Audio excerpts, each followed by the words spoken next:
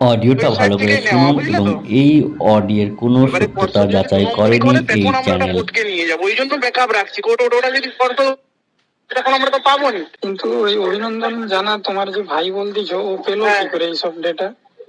ওটা তো সেই ইঞ্জিনিয়ার, তা ওকে তো ডেটাবেস থেকে বের করছে। ওটা ও সরকার কিছু দিবেনি, ওইভাবে আমি নিজে তাকে বলে ওটা বের করে নিয়ে আসি সব ডেটা। সরকার কিছু পাঠাচ্ছে কি? সরকার তো পাঠায়নি। আরটিআই করো না, কোনো কিছু রিপোর্ট দেবে না, ওই জন্য ওকে ওর কাছে ওর ডোমেনে ওইটা রাখছি। যদি সরকার গাড়ুগুজু করে তখন ওইটা দেখাবো। ওই ব্যাপারটা বুঝতে পারলে? তো ওটা তো আমাদের নিজেদের স্বার্থে রাখছি, ওর কি কারো ব্যক্তিগত স্বার্থে ওটাই কিছু করা যায়নি। ওটা ও ইঞ্জিনিয়ার, বুঝতে পারলে তো? ও ওটা প্রোগ্রামিং রান করে ওটা ওর ওয়েবসাইটে সাইটে রেখেছে। ওটা আমাদের সাথে আমি বলেছি বলে ওটা তো ওর জন্য তো পয়সা দিতে হয় আমাদেরকে। কিন্তু লিঙ্কটা তো এখন আর কাজ করছে না। লিঙ্ক আমি বন্ধ করতে বলছি তো, ওরা তো ওইভাবে করছে বলে পাবলিক ডোমেনে ছাড়ছে বলেই তো আমি চুপচাপ করে বললাম যে ওরা ওটাকে ভুল বুঝাবুঝি হচ্ছে। ওই জন্য আমি ওটা বইটা এখন ওটা আমি বললে আমি আমার কাছে লিঙ্ক আছে, আমি দিয়ে দেবো, ওটা খুলে ওটা নিয়ে অসুবিধা নেই। ওটা নিয়ে সব ব্যাকআপ আমার কাছে আছে, বুঝলে? ওএমআর সিটটাও পাওয়া যাবে, ওএমআর সিটেরও ব্যাকআপ আছে। কিন্তু ব্যাপারটা ওটা নয়, ব্যাপারটা হচ্ছে ওটা নিয়ে ওটা যদি জানাজানি হয় তাহলে আমাদেরই ক্ষতি হবে। ওই দালাল ঘুরছে, পাস করে দিচ্ছে, ডিএলএড পদের পয়সা দাও, বাইসেক্টেডের সার্টিফিকেট দিয়ে দেবো। ব্যাপারটা বুঝতে পারছো? কিন্তু লিঙ্কটা ভাইরাল করলো কে আজকে হঠাৎ? ভাইরাল আমি ওটা তো আমি বহুদিন আগে, তুমি দেখবে চেক করে, আমি প্রায় 1 মাস 1.5 মাস আগে আমি নিজেই দিয়েছিলাম। এবারে ওটা পৌঁছাইছে হয়তো বড় প্যানেলে, মানে বড় অ্যাডমিনের কাছে, তখন ওরা নিজেরা সেটাকে ভাইরাল করছে। ওইটা তুমি বিদেশ নাম্বারটা আমি পাচ্ছি না, ওটা ব্যাপারটা বলবো বলে ওটা আমাদেরই ক্ষতি হচ্ছে আলটিমেটলি। ওটা তো কতজন পাস আছে ওটা তো আমরাই জানতে পারছি। আর ওটাই প্রশ্ন একটাই, ডেটাগুলো সকলের কাছে থাকা উচিত, আমাদের জানা উচিত। কিন্তু সরকারি ওয়েবসাইটের মধ্যে জানলেই ভালো। ওদের প্রশ্ন ওয়েবসাইটে কি করে বেরাবে? হ্যাঁ শোনো, একটা কথা বলি, ওটা প্রোগ্রামিং রান করিয়ে ওটা একটা স্ক্রিপ্ট আছে, ওই স্ক্রিপ্ট দিয়ে ওই ডেটাবেস থেকে সরকারি ওয়েবসাইট থেকে ওটা ব্যাকআপ, ওটা কেউ তৈরি করেনি। এবার ব্যাপারটা হচ্ছে ওই সরকার যদি কাউকে ঢুকি দেয় ভিতরে, তাই তখন ওইটা কাজে লাগাবো আমরা। ব্যাপারটা বুঝে দেখো, সরকার যদি ধরো 5 জনকে পাস করে দিল ডিএলএড এর ছেনাকে, তাহলে আমরা কি করে জানতে পারবো? আমাদের কাছে ওইটা প্রমাণ। ব্যাপারটা বুঝতে পারছো তো? আমি ওই বিদেশ জায়গাটা বলছি, ওটা ডেটা নিয়ে বেশি বাড়াবাড়ি করলে আমাদের আলটিমেটলি। ভিউয়ার্স, আপনারা নিশ্চয়ই এই অডিওটা খুব ভালো করে শুনলেন এবং বুঝলেন যে পর্ষদের ভিতরে কিভাবে এক ষড়যন্ত্র চলছে।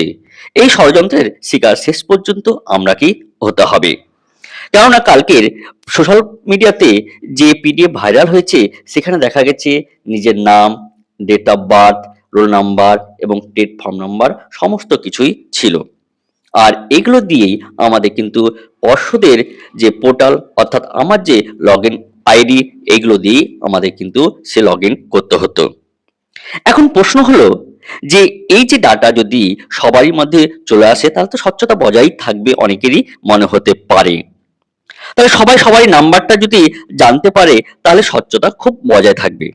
আমিও এই ক্ষেত্রে একমত। হ্যাঁ, এখানেও যে স্বচ্ছতা বজায় থাকতো যদি শুধুমাত্র এই নাম্বারগুলো যদি সাইডে প্রকাশ হতো। এইখানে সব থেকে ইম্পর্টেন্ট যে ডাটা সেটা হলো date of birth, roll number এবং টেট ফর্ম নাম্বার। এই তিনটে যে কলম আছে, এই তিনটা কলম কিন্তু খুবই ইম্পর্টেন্ট। কারণ এই তিনটে ডাটা দিয়ে, এই তথ্য দিয়ে যে কারো কিন্তু লগ ইন আইডি করতে পারে। তাহলে মনে হতে পারে যে এই লগ ইন আইডি যদি কেউ কারো করতে পারে তাহলে ক্ষতি কি? এইখানে সেটা প্রশ্ন নয়। এইখানে যেটা পরবর্তীকালে যে প্রশ্ন অ্যারাইজ করবে সেটা হলো, যখন আমাদের ইন্টারভিউ এর নোটিফিকেশন বেরোবে তখন তো আমরাকে আবার সে অনলাইনে গিয়ে ফিল আপ করতে হবে। তখন আমাদের আবার কি করতে হবে? লগ ইন আইডি করতে হবে। এবার সাপোজ কেউ বদমাশি করে অন্য কোনো এই যে তথ্যগুলো দেওয়া আছে, এই তথ্যগুলো তার কাছে চলে এসছে এবং এই তথ্য দিয়ে যদি লগ ইন আইডি করতে হয় তাহলে বদমাশি করে কেউ অন্য কারো যে ইন্টারভিউ যে অ্যাপ্লিকেশন সেটা ফিল আপ করে দেবে। এবার কেউ যদি বদমাশি করে সেই ফর্ম ফিল আপ করে তাহলে ভুল তথ্য দিবে, আর যখনই ভুল তথ্য দিবে তখনই কিন্তু সেই ক্যান্ডিডেট আর ইন্টারভিউ দেওয়া হবে না। তাহলে সে এই যে 2022 সালের যে ইন্টারভিউ হবে সেই ইন্টারভিউ থেকে সে কিন্তু বাদ হয়ে যাবে। তাহলে এরকম যদি প্রসেস চলতে থাকে তাহলে এর যে ফলাফল সেটা কিন্তু আমাদের সামনে এক ভয়াবহ হতে চলেছে, যেটা কল্পনাও করা যাবে না। তাই এখন এর একটা বিকল্প কিন্তু অবশ্যই পর্ষদকে খুঁজতে হবে। যদি এর বিকল্প যদি পর্ষদ না খুঁজে পায় তাহলে কিন্তু আমাদের এক গভীর ষড়যন্ত্রের মুখোমুখি হতে হবে।